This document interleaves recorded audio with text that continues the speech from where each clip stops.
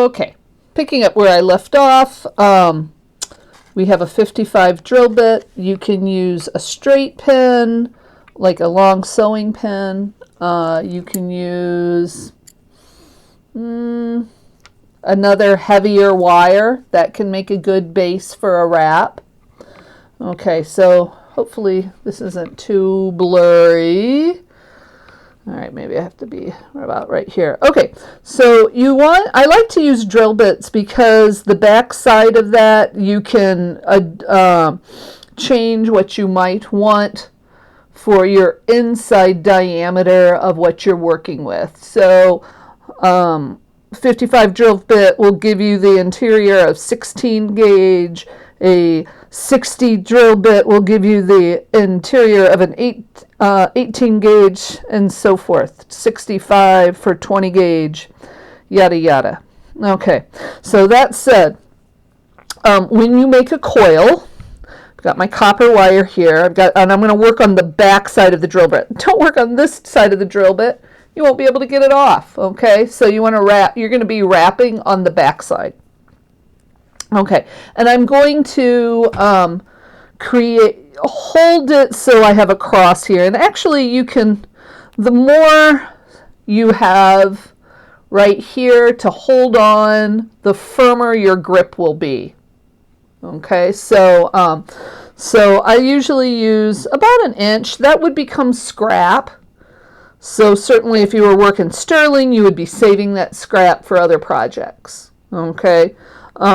And so you hold it like so, and I'm going to start wrapping, and I'm using the drill bit as what is called, I guess you could call it a break. I am wrapping at the drill bit. Okay, so I'm using my thumb right there, and I'm pushing around.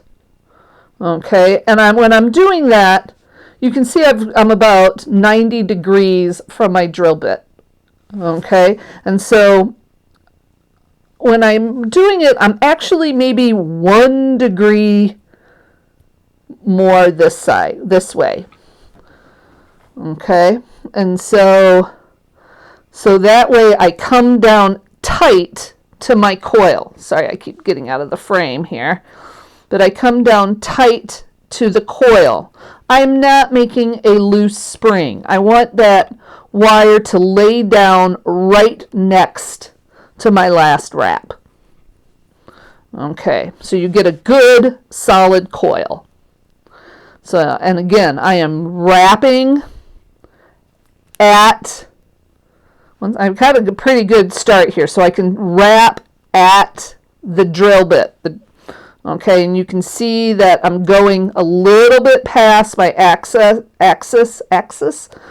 and I'm wrapping right onto the coil. When you look at it this way, you don't want to see a lot of air space.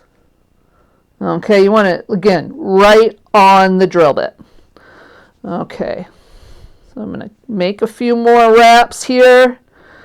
So if you can learn this task, that's awesome. You can buy a tool that will coil it for you. It's probably about $200 now.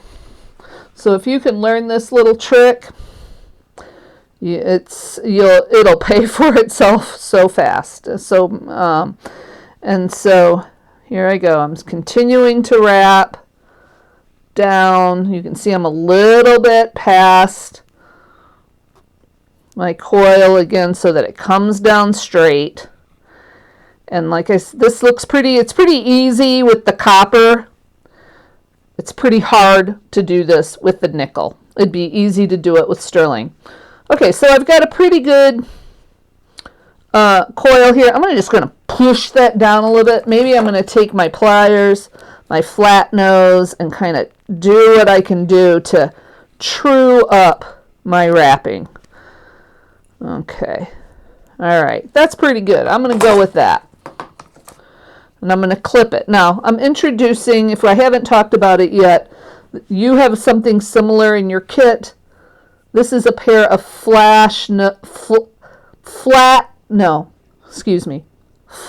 cut snippers. Okay, so you can recognize flush cut because it's flat here. The other side is the inside part. I think we talked about this with riveting. Okay, you don't want to ever have this side towards your work. You always want to have your flush side towards the work. So here I am. I'm going to clip that. I can slide it off my drill, set that aside, and I'm going to do another flush cut towards the coil. Okay, so if you look, you'll probably have a little nub sticking out. You see how that's not quite in line with the coil? You want to clean that up. You can just do another little snip inwards. Boom. Nice snip. Okay, there we go. Flush side towards the coil. Snip. Flush side towards. Now that may indeed be way too big for your bead. So I'm going to count a certain amount in, and I'm going to just cut that. You don't want to collapse your coil. I'm going to flush cut that again. No sticking nubs out on your coil. Don't want that. That would snag you. I'd rip your sweater. It'd snag you, rip your sweater. Okay. So there I'm doing another one. I'm going to put my cutter in between there. Clip. Flush cut it. Sorry to be out of the picture frame. There. Flush cut it. Set that aside. So very quickly, I have some beads that I can use. You can see this coil kind of caved in a little bit. I'm going to get rid of that. It might be a little cumbersome later. Flush cut that. Don't like that. And flush cut it again. There, I like that. Okay, so you want to get yourself a little set of coils to work with for this project. Or you can use beads. So here I've got beads. They're not expensive. These are actually a plastic bead. I hardly ever use plastic. You want a bead that has a pretty good hole, not a huge hole, because then it'll drift around on your coil. That's pretty good. That works.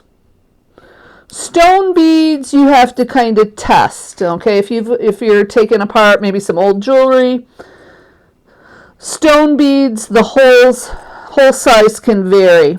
And so you might not be able to get it on your wire. Here, see, here I've got a stone bead, and the hole is much smaller there. Okay, I'm continually out of focus. I'm not that clever yet. I don't know how to focus with this. Okay, that's better. But that hole is too small. So if you have it, you can use it. If not, you can make coils. Okay, so that's how you do that, and you'll need a few. Okay, all right.